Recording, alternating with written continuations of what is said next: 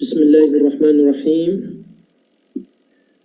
أولادي وبناتي الأعزاء، الحمد لله على السلامة، ونعتذر معكم بسبب هذه الظروف، وربما كما يقال رب ضارة نافعة.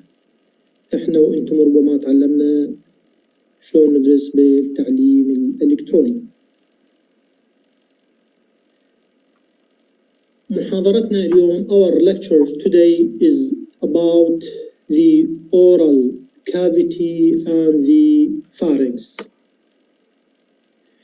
We start in the anatomy of the oral cavity. The boundaries of the oral cavity start from the vermilion border of the lip to the junction of the hard and soft palate, anterior tonsillar pillars, and the circumvallate babilla. The subunits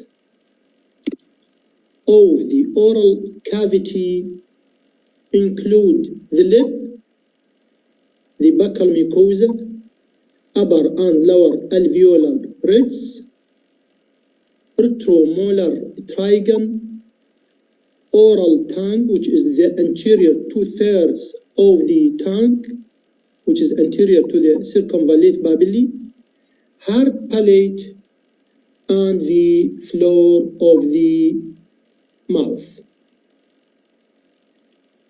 We go to this picture, which is very important for us regarding the pharynx and also the oral cavity. When we see the borders and the contents of the oral cavity, as you see, this is the anterior part of the oral cavity, the lip. This is the hard palate. This is the soft palate. This is the anterior tonsillar pillar. This is the circumvallate babillae. These are the posterior limits of the oral cavity. This is the oral cavity. This picture is very important, not only for the oral cavity, but also the pharynx and its subdivisions. See, this is in the next lecture and lectures. This is the oropharynx and its contents. See, this is the oropharynx. Above the oropharynx is the nasopharynx, and below is the hypopharynx. When we go to the pharynx, which is a tubular structure about 13 centimeters long that extends from the base of the skull to the esophagus, and it's situated immediately in the front of the cervical vertebra. The pharynx serves as a passageway for the respiratory and digestive tracts and changes shape to allow the formation of various vowel sounds. The pharynx composed of muscles and is lined with mucous membrane, and it's divided, as I said in the past picture, to the nasopharynx, oropharynx, and hypopharynx. Also, when you see here, we can see the Eustachian tube. This is the Eustachian tube.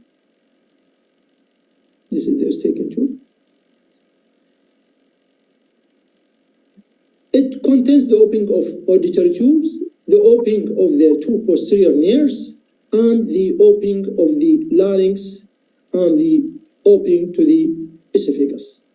Here, under, this is the nasopharynx. This is, as I said, second tubes, and this is the entrance of the larynx. You see, this is the epiglottis. This is the limits here. The limits, this is the valleculae, the contents of the oropharynx. Now we will speak about it. The oropharynx begins anterior of the circumvallate papillae, tonsillar pillars, and the junction between the hard and the soft palate. The oropharynx extends vertically from the inferior surface of the soft palate superiorly to the plane of the superior surface of the hyoid bone. The oropharynx is divided into 6 subunits or subsides, which include the base of the tongue, soft palate and uvula, palatine arch, including tonsillar fossa and pillars, valleculae, and the lateral and posterior oropharyngeal walls. The hypopharynx, or we call it laryngopharynx, the vertical limits of the hypopharynx are the superior border of the hyoid bone and the lower border of cricoid cartilage. It is divided into 3 subsides: pyriform sinus, or fossa, or we call it laryngopharyngeal sulcus, left and right one, hypopharyngeal walls, also lateral and posterior, and the postcricoid region. This is, or the area of pharyngoesophageal junction. The postcricoid area extends from the arytenoid cartilage to the inferior aspect of the cricoid. This watershed area connects the 2 pyriform sinuses, thus forming the anterior wall of the hypopharynx.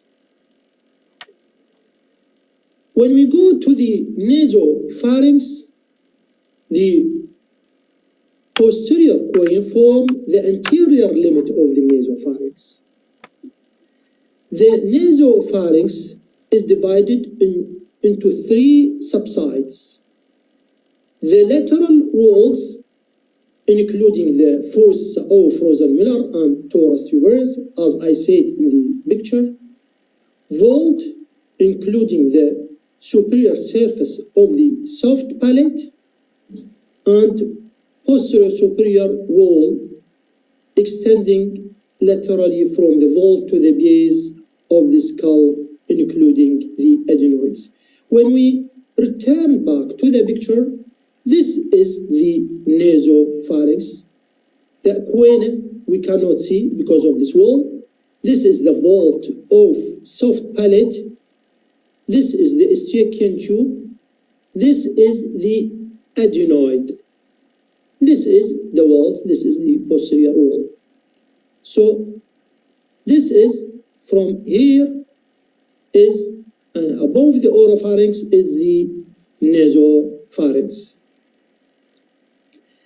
Now we go to major salivary glands and their ducts. The major salivary glands include parotid, submandibular, or we call submaxillary, and the sublingual glands. Really, I don't want to speak too much about the anatomy and function and the other characteristics of the or features of the glands. This is maybe discussed by general surgery, but the most important for us, the ducts of these salivary or major salivary glands, which is very important for us, for the ENTist. The parotid, or we call it Stenson duct, orifice is lateral to the upper second molars. The submandibular or submaxillary, or we call it Wharton's duct, orifice is in the midline floor of the mouth, adjacent to lingual frenulum. حقيقة sometimes انتم ممكن لما ترجعون للبيت تقدر تحاول ترفع لسانك لفوق وتشوف the frenulum, there is small opening and you when press لما تضغط تحت الفك تشوف انه الفلويد يطلع لك من ذني الفتحات. ممكن لما ترجعون للبيت تجربونه. The third one is the sublingual, or we call it ravenous ducts. Multiple orifices draining into the floor of the mouth or into the submaxillary duct. Now we go to another structure which is a very important structure in the oral cavity, which is the tongue. The tongue is a muscular organ. The anterior 2/3 is covered by papillae, including filiform, where there is no taste function, and fungiform, diffuse, and foliate. It is in the lateral part of the tongue.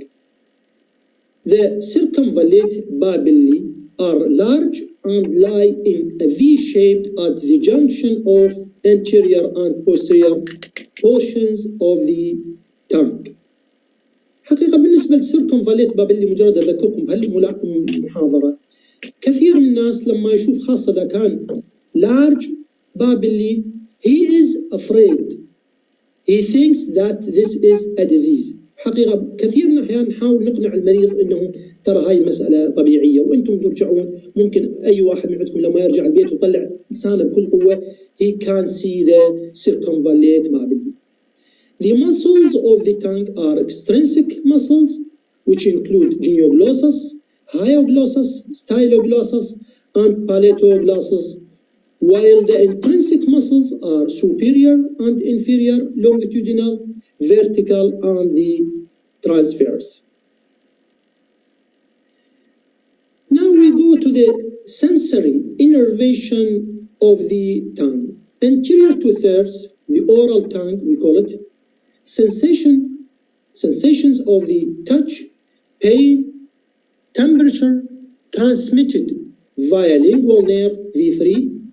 Taste sensation is transmitted via lingual nerve to chorda tympani, while posterior third, which we call tongue base, touch and gag, which is visceral afferent sensation, is transmitted via cranial nerve 9 to the nucleus solitarius. Taste sensation from circumvallate papillae and mucosa of epiglottis and valleculae to the nucleus solitarius of the bones via cranial nerve number 9. The vascular supply of the tongue is from lingual artery, which is the second branch of the external carotid artery, and drained via the lingual vein. Saliva of the mouth, about the total saliva is about, in average, is about 1,500 ml per day. 99.5% of saliva is water, with only 0.5% organic and inorganic solids. Now we go to another very important subject, which is or concerning in the lymphatic system. The lymphatic system in this area is very important. We call it the Waldeyer's ring or internal Waldeyer's ring. Together, the lingual tonsils anteriorly, the palatine tonsils laterally, and the pharyngeal tonsils, which we call adenoids posterior superiorly, form a ring of lymphoid or adenoid tissue around the upper part of the pharynx, which is known as Waldeyer's tonsillar ring. All the structures of the Waldeyer's ring have similar histology and presumably functions.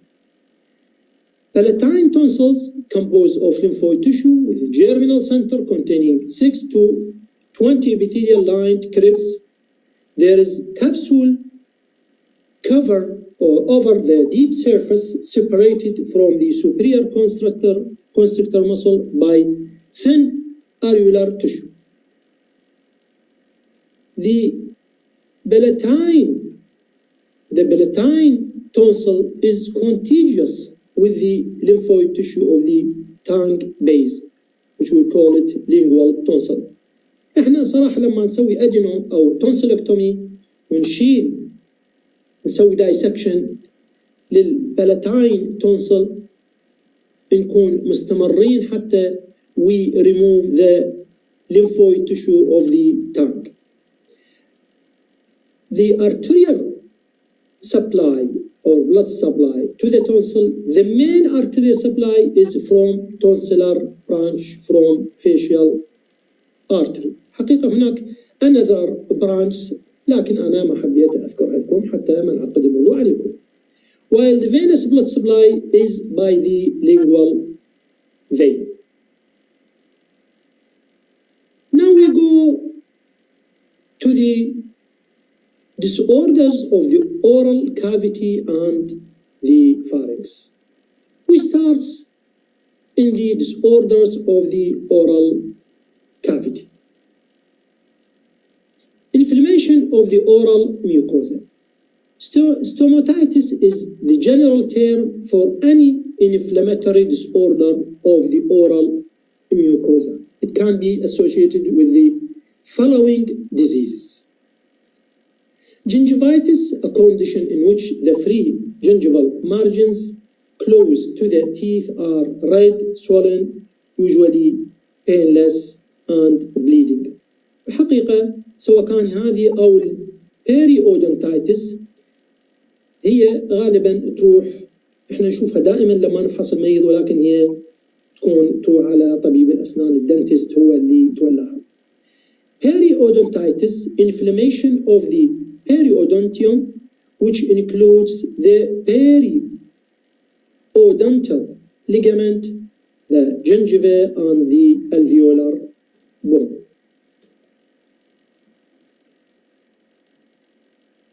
Another problem, which is acute necrotizing ulcerative gingivitis, ANOG, or we call it Vincent angina, or we call it trench mouth, which is due to synergistic mixed anaerobic infection including Borrelia vincenti, fusiform bacillus.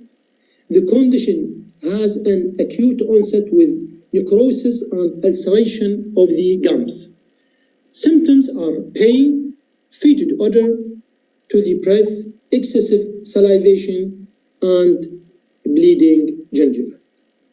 Treatment is oral hygiene, analgesics, and antibiotics. Then we go to a very common problem.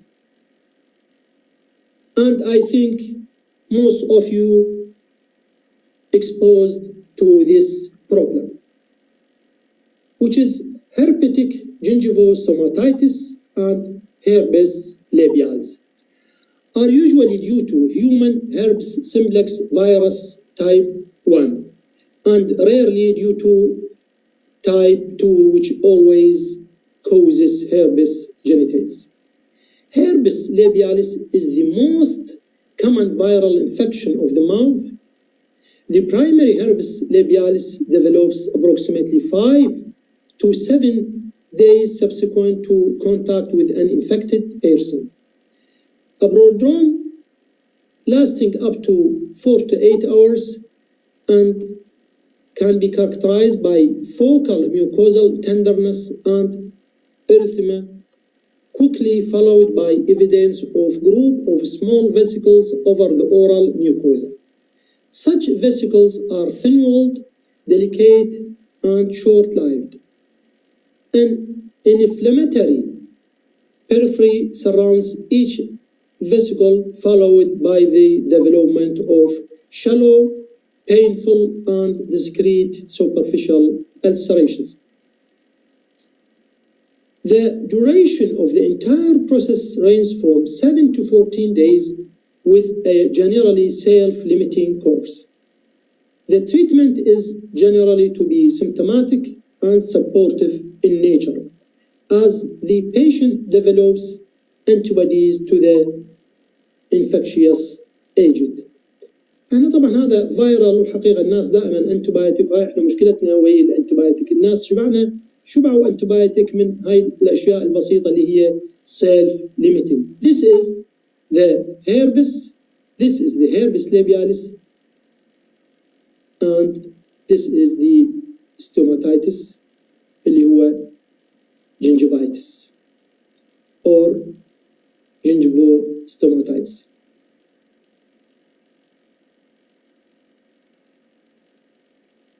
طبعا the gingivitis or stomatitis affecting the ulcerative can affect the tongue, the oral, or the mucosa of the oral cavity. Thrush, or we call it the candidiasis of the tissues of the mouth. The condition is characterized by the appearance of creamy white patches of exudate on an inflamed tongue or oral mucosa.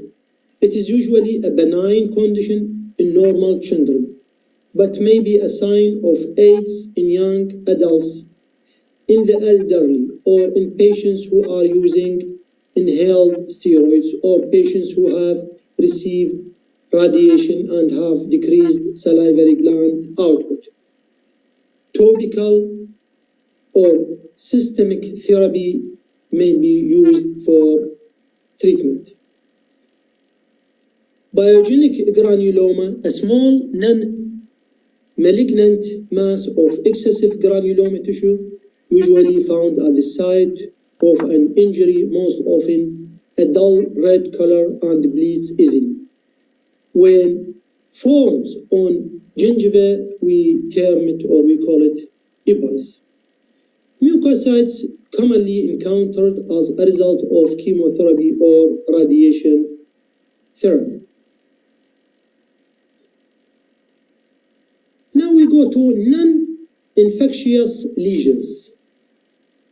Also, this is a very, very common lesion.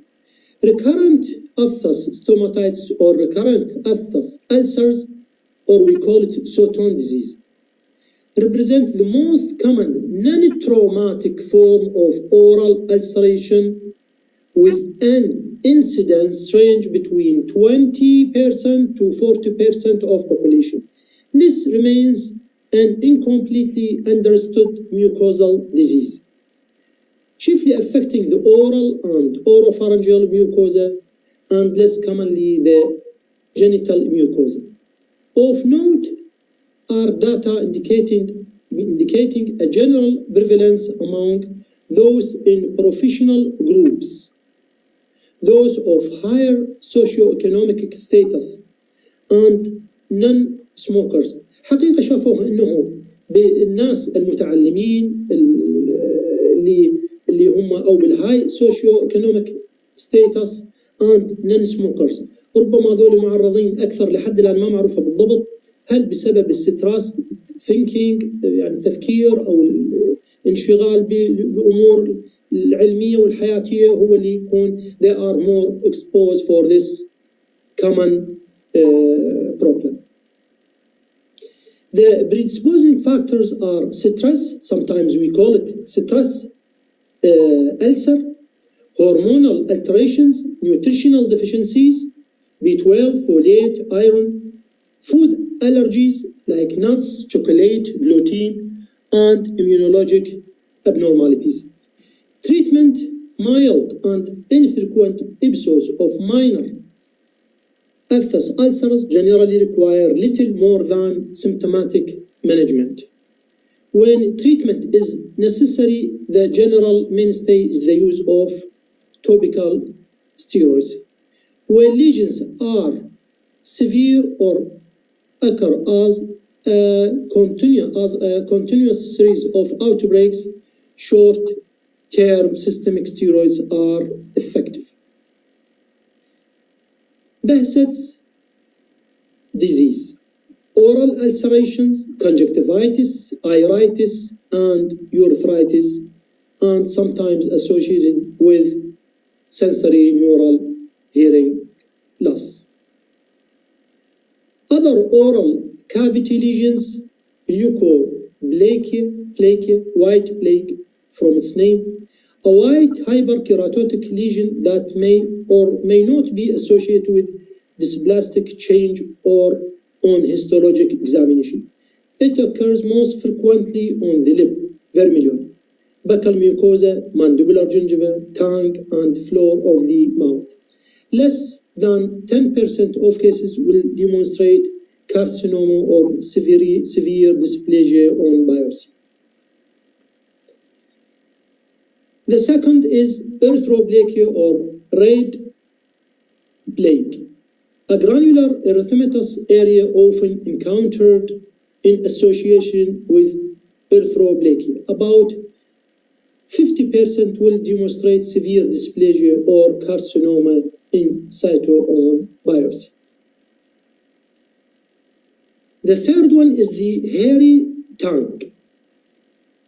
It is due to hyperplasia of filiform babin. It may be black, blue, brown, or white depending on microflora and nicotine staining. And it is often associated with candida overgrowth. It is asymptomatic, but for its appearance. Treatment is by mechanical brushing or scraping of the dorsum of the tongue.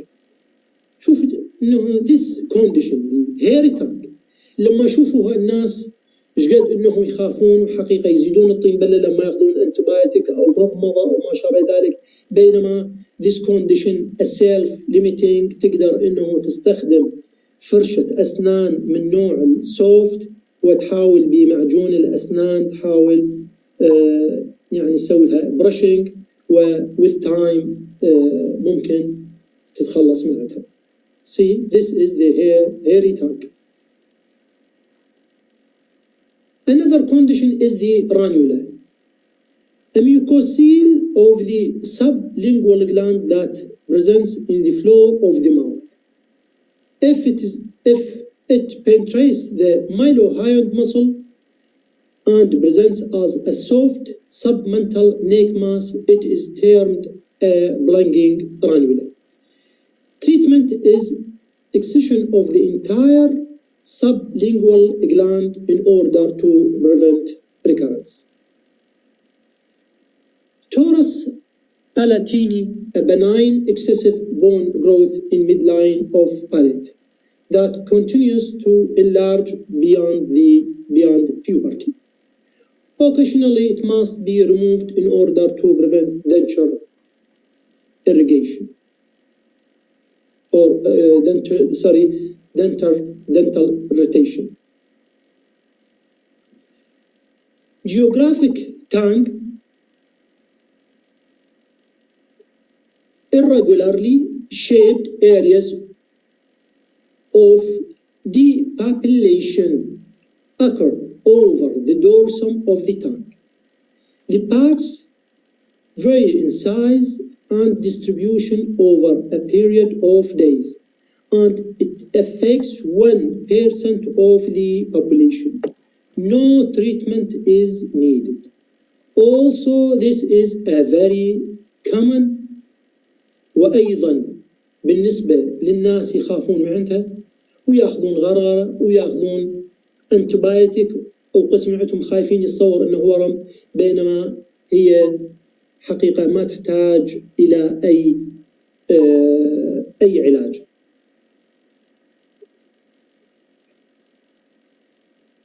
Now we finished our lecture today.